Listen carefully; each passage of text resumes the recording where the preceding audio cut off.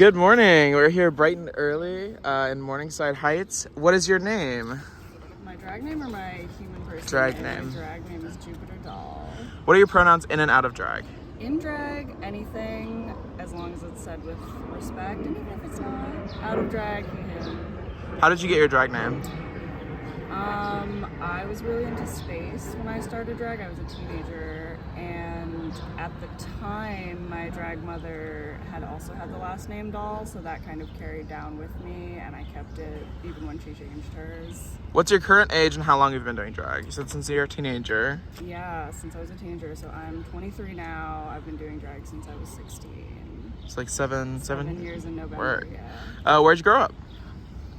Kind of all over the place. My parents moved around everywhere. I didn't really stay anywhere longer than a couple years, so I've been kept moving further west, Pennsylvania, Wisconsin, up to Canada, down to Washington, like kind of everywhere. What's your astrology big three? Pisces Sun, Taurus Moon, Libra Rising.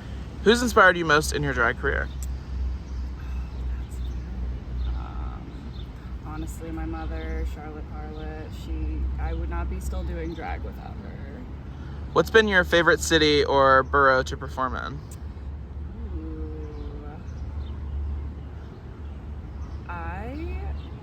I'm gonna say Astoria. Astoria is really fun. What's your current obsession? Also fun. That's too many.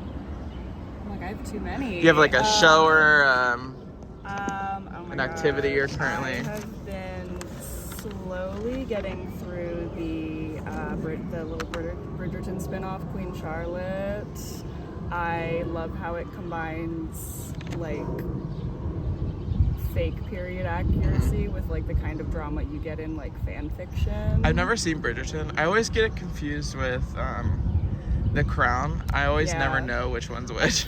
I haven't seen much of The Crown, but they have very different tones. I feel like Bridgerton is just kind of silly. Okay. But like in a good way. They kind of just do whatever. They're like, historical accuracy doesn't matter. We're gonna slay. Yeah. We're gonna slay. We're gonna slay. What does Pride Month mean to you? I mean, now more than ever, it's really just like showing that we are here. We're not gonna let anyone fucking bully us, kill us, get us down. Like this month especially, we just need to show up in numbers and show that we are still here. We're still doing the work. The shit that's getting thrown at us, like, we have to show that we can bounce back even if it feels like we can't. Why purple? It's great. I honestly don't know where it like officially started, because when I was really little it was red. But I think it started when I got more into like witchcraft and spirituality. It's a very magical color. It's, color of amethyst, which is a very like kind of intuitive stone, and I think I just wanted to kind of carry that with me everywhere. Yeah. If your signature color wasn't purple, what would it be? Purple. Maybe like really gnarly lime neon green. Fun. Like just as obnoxious as possible, yeah. Or like teal, yeah. You're a fellow teal and purple go so pretty together too. You're a fellow pop punk human. What bands or artists did you grow up on? So I actually grew up on most of my dad's music, which was more like new wave and jazz. So I was kind of raised on like goth bands a little bit, and then as I got older and I got more access to like listening to different music and having friends be like, oh, have you heard of this band? And of course usually I hadn't. I was pretty sheltered as a kid. But I think it started when one of my middle school friends was like, have you heard of Black Veil Brides? And I was like, no, what's that? You like sounds scary. And then here I am. What are some of the most memorable gigs you've done? Ooh. Besides Warped Tour, produced by... Obviously Warped Tour. Genuinely, like, I don't think I've ever felt more like a rock star. I also really enjoy, what's it called now? It's Misty's Brunch. Snack Time. Snack Time. It's so much fun. The energy's always great. everyone there is great. Like, I just have so much fun there. How do you fit under the queer umbrella? I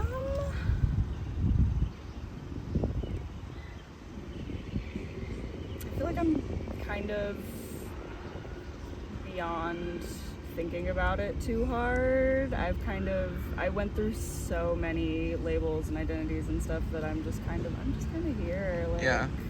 I would say the most important label I use is T for T. Mm-hmm. What unique challenges do you feel like you face in drag as someone with autism? Ooh, definitely the sensory issues are a big one. It is a lot to go into a very crowded space with loud music, bright lights, and still be like, oh, I have to be a human person. Right. And I have to be at my best. I have to make small talk with people. You have to like flip the switch. I really have to like turn on Jupiter and be like, this is where I'm thriving right now. And then I can go home and like dissolve into the floor. Yeah. What are some of your signature moves? I love to slam my knees into the ground and risk injury, of course. Any way that I can get myself on the floor, I will do it. I would love to be on the floor. What performers have influenced your style of performing? Ooh, I'm actually gonna give that one to like a lot of the J-pop idols I follow. I figured out, maybe not as quickly as I should have, that I can just kind of borrow movements and not have to commit to like learning a full dance that somebody else has made. I probably should have done that sooner, but yeah, you like pose, you like do lots of poses. I feel like in your performances, so I always like, it always kind of reminds me of how Pearl performs a little bit. Like just like exaggerated poses and like kind of like silence. Yeah, you know what I mean? A lot of that is definitely posing. Taken from like J-metal and J-pop and like the idol culture. We both are baristas a couple days a week. What is your biggest pet peeve you have as a barista when it comes to customers? Oh, there's so many. Biggest is not listening. Like, I feel like a lot of customer issues would be solved if y'all just opened your ears. Yeah. Like, I'm tired of calling out the drink and then immediately having someone be like, is this the drink you just called out? Right. Yeah. And you're like, yes. And then they take a drink, they're like, oh, this isn't mine. And I'm like, yeah. Okay, well, is your name this? Right, exactly. No. Just okay, open well. your ears, like be aware of what's around you. You're not the only person here ordering coffee. Yeah. And are you good at latte art? So you have been working on it. I am better at latte art than I started, definitely. I still need some practice. I watched a lot of TikToks. It's like kind of what helped me. It really is helpful. I'm also in the barista Reddit a lot. Not right now because they're protesting Reddit stuff. But what is your go-to espresso drink?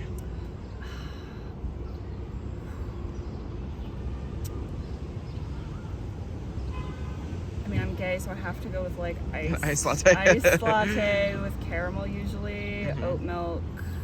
If it's hot though, just like a straight oat cappuccino. What's your favorite drink to make? Is it different? Ooh, anything that I get to draw the little monkey on top of. Like and especially for kids, they'll ask for like different animals, different shapes. The other day, I did a soccer ball. I think that's the most fun. I like to do mochas. I just think the colors are really pretty. Are really pretty. I like the deep brown with the white. It's very pretty. I like to do our Spanish latte, which is with condensed milk. That's really fun. It's like a fun mixing process. What would you say to young Jupiter? Fucking buckle up. You have so much coming your way. There's going to be a lot of bad shit, but there's going to be a lot of good shit that outweighs it. Best movie of all time in your opinion? The Addams Family, 1991. Did you like the cartoon remake? Did you watch the... No. You didn't watch it? You said I don't want to know anything about that. No, I'm like so attached to the 90s ones, I feel like, and the like 60s TV show that I'm a little reticent when it comes to remakes. One meme you reference regularly? Probably the we irritating. What is the last photo you took in drag? What is the last photo I took in drag? I think it was a blurry mirror selfie in the $3 bill bathroom because we all have to do that. Sounds correct. I never take pictures in drag, so no, it wasn't. I'm a liar. It might be a little bright to see it, but it was actually with Bosco. There she is. Love Bosco. Did you have fun with Bosco? Yes, absolutely. I was so like shy and scared to talk to her just because that's the way that I am, and like. And she is too. She's very anxious and I have very shy. Beautiful woman anxiety. Oh, very that. But oh my God, she's lovely. She said, and "I love girls from this country." Purple too. I love girls from this country. I love your sense of style. It kind of, it's kind of, to me, it's like cosplay meets emo meets pop. Thank you. What are some of your inspirations when it comes to style? Definitely a lot of like street fashion that comes out of like Harajuku. On occasion, I will wear Lolita fashion. I really enjoy the process of like coordinating an entire outfit and like picking out elements that all go together. Even with my drag, I need to be wearing like as many different things as possible. If you could relive one day, what day would it be?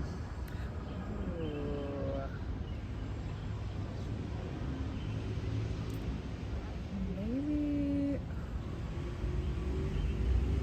that one's hard. There's something like really fun that you've done, like a trip to amusement park or something. It's funny that you mentioned museum. I would say there's this like aquarium in Houston I took my little cousin to when we were there, and it was really wonderful to just watch him run around. And he was so little back then. What is something that you've overcome that you are proud of yourself for doing?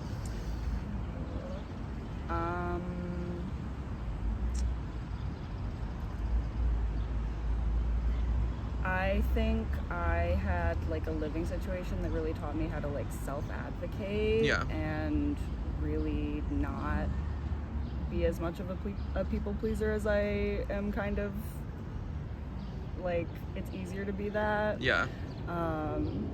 Definitely pushed me to kind of break out of that. Who has the tightest lip sync you've seen in New York City?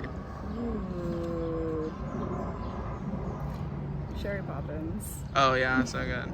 I always say like Sherry, Balls McMoon's really good at lip syncing.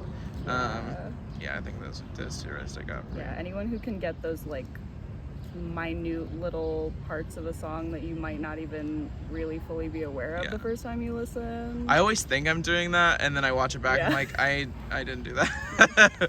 Me too. Who are some of your favorite drag kings? Ooh. Xanax, who kind of bounces between Brooklyn and Philly. Mercutio Venus in Ohio is one of my good friends who is kind of new to drag but already has a really good handle on it. I would say, oh my God, there's so many. Damien in Houston, Rusty Hammer, anyone who just does like weird shit, which I feel like you find more with drag kings, and I think that's really fun. I love that like drag kings just like are down to just be like so gross, like just like perverted, like it's so fun. I love it so much. You're a really great makeup artist. I feel like you're one of the very few people who never really had like a booger face. You'd be surprised. Well, to you, but like as like someone who like had a booger face. Have you always enjoyed makeup? Playing with makeup? When I was, I want to say 11 or 12, for my birthday, I like begged my mom to take me to Sephora and do that little like makeover thing they used to do in like the 2000s, and they gave me like an eye of neutrals, a lip neutrals, and then for Christmas my parents got me one of those like super cheap like makeup kits that has, you know, like a million eyeshadows and the shitty little applicators.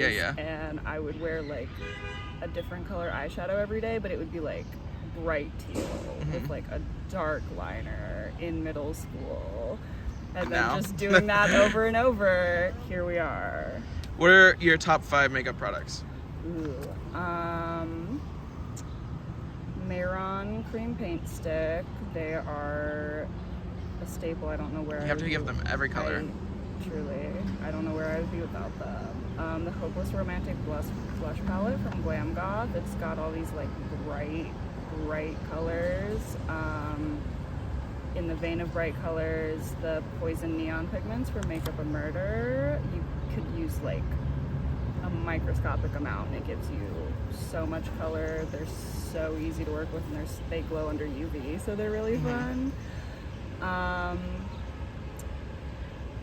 Literally any black liquid eyeliner. I don't really care what it is. They're kind of all similar, They're kind of all similar. I prefer a brush tip just for like really precise lines. And then I would also say in that vein, like a white liquid eyeliner. I would be dead without her. You were in the very last season of UDP. What was that like? It was wild. That was Islaya and Acacia, right? Yeah. That was that season. Yeah. It was a wild season. We had some like cast changes midway through. It was still a really small group. Yeah, tiny. Yeah. Like 6 of you or something. I think by the end, yeah. It was so much fun. It's like still the only competition I've ever done, just because I don't really enjoy competing, but I also wasn't there to compete. I knew I wasn't gonna win. I was there to like hear the prompts I was given and just kind of take them where I wanted to. Yeah. And I do really like having like a little weekly prompt to focus on. Yeah. I actually found it really helpful. And it's just like, it's nice, like you literally get like a weekly for like 10 weeks to just it's lovely. mess around, and yeah. to just kind of express what I wanted to express and get feedback that was like actually helpful. What is your fondest childhood memory?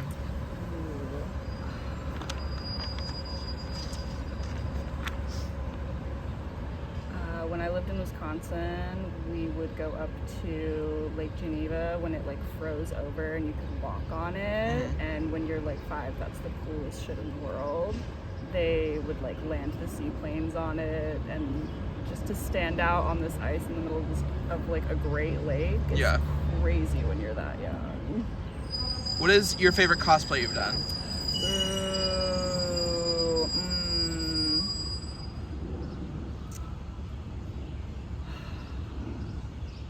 I'm actually gonna go with my first one, which was a Dalek from Doctor Who when I was like 12. I made the whole thing myself. I carried around like a little plunger and a whisk. It was, I think that was kind of the OG. That kind of got me started, so I have very fond memories of it. Is there a cosplay you're planning that, or like a cosplay you've wanted to do that you might do next? There's a bunch. I would like to do Klee from Genshin Impact while it's still a little bit relevant as a game. I started playing it super early, and that character just like brought me a lot of happiness, so I really want to embody her. You dropped excuse me, you dropped a hat. Doing community work. Like everything guys. Have a good one. Oh my gosh, so cute. Hi. Oh, so sleepy. It's nap time. Have a good one. How'd you meet Charlotte Harlot? We met on the Instagram art community. I want to say 2015 or so. I was following her and her art for a while, and she has this comic she's been doing, and I was really interested in like the characters and the design. And I reached out to her, and she was like, "Oh yeah, we have like a group chat for just kind of discussing this comic, these characters." And so they put me in that, and the rest is history. What does a typical morning routine look like for you? I have to kiss my cat 1,000 times. She's very demanding, but also kind of a tsundere. She begs for the affection and then immediately doesn't want it, but she gets it anyway. Intake caffeine of some kind, because you know we're all addicted to it. Yeah. And then I just kind of, I get ready for the day. I put on my tea. I kind of get everything on like right before I leave the house. I like to kind of stay in my little sanctuary as long as I can. Yeah, I'm the same way. I have to like really like absorb the energy before I give it out to somebody. Absolutely, but always with like music on. I can't stand like just sitting in silence. I always have something playing. You have tattoos. I do. Is there a tattoo you'd like to get? Oh god, there's so many. I have wanted since I started getting tattooed. I've wanted a pinup of Morticia Adams, like maybe in like the Archie comic style or something. Yeah. I have like, I need to start saving because I had a dream of my next tattoo because it's like kind of what I've wanted, and I had a dream like a couple months ago about it.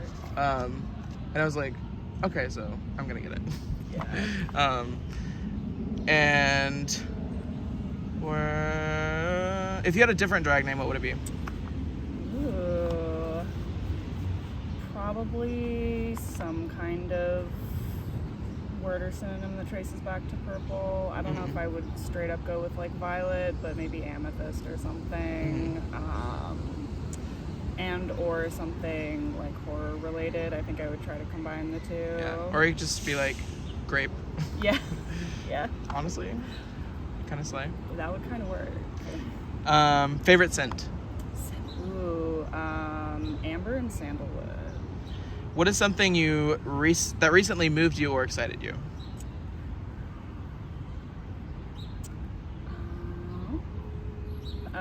One of the idol groups I follow just put out a new music video, kind of like looking back on their older work, which was very cool to see. What do you think about Drag Story Hour? I'm actually doing one at my job at the end of the month. Oh, cool. I think, again, like, especially now, to really hammer it home that, like, I'm not going to do anything to your fucking kids. Right. If anything, your kids are going to point things out and clock me and be like, why does your makeup look like that? Right. Like, they're like, what is on your forehead? Your lace looks kind of dirty. Like, you're just like, yeah. sorry. No, I think we need more drag story hours, honestly. And I do think at this point, a lot of them should be like protected too. What's the first CD that you owned?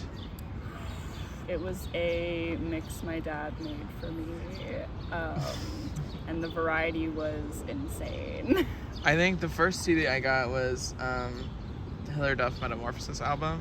Word.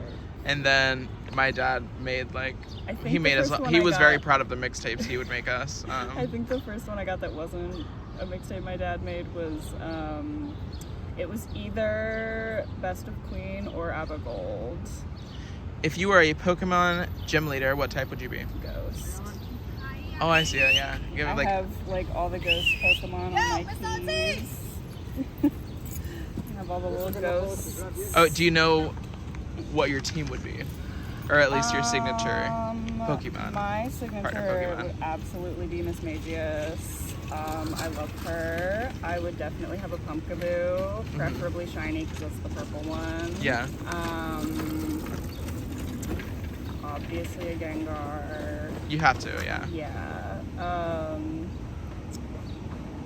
I honestly, it's not a ghost type, but I've really, really, for some reason, attached myself to Smoliv since, well, now that you can have, like, Terra type, you could do, like, a Terra type ghost. Yeah, but I would say, like, Mischievous, Miss Magius are my...